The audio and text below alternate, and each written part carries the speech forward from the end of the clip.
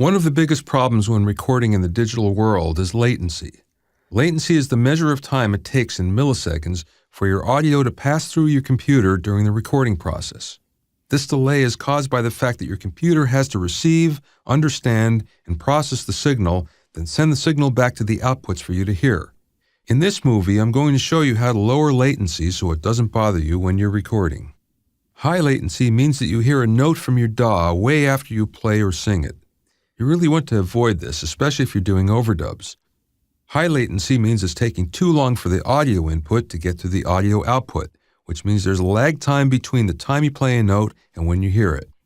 A very small lag time of 3 to 6 milliseconds is tolerable, but anything beyond that creates everything from a phasing sound to a full echo.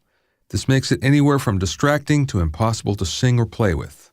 The lower your latency, the more your recording will stay in sync with the music that you're playing back, up to a point. If you try to set the latency parameter too low, the audio stream can break up into random static since the computer doesn't have the time to process it. Here's an example of some really long latency. You have broken into my heart. This time I feel the blues have departed. Nothing can keep me away from this feeling. I know I am simply falling for you. The key is to adjust your latency as low as it can go without causing the computer to stutter. You do this either through your sound card or interface settings or through third-party audio drivers. How low your latency can be set is dependent upon such factors as computer speed, system bus speed, sound card performance, and system memory.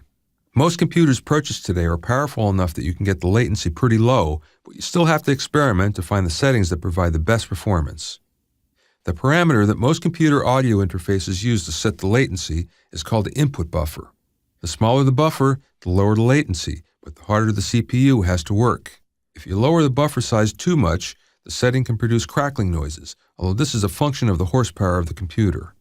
These noises crop up when the CPU literally has to drop audio bytes because it can't keep up with the audio stream.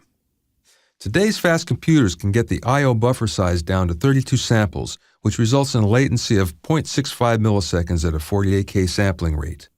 The more tracks and processing you add, especially when running at sampling rates higher than 48K, the harder the computer's CPU will have to work, which means that you need to increase the buffer size to prevent dropouts.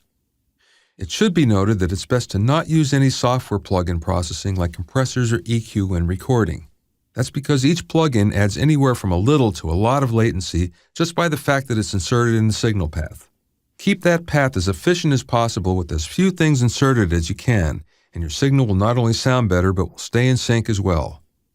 Many audio interfaces are equipped with zero latency monitoring, which is an analog bus that loops directly from the interface's input to its output without passing through the computer. Once you've set up this routing in your interface's control panel applet, the player or singer will be able to monitor the backing tracks and get his or her performance in sync without any time delay whatsoever.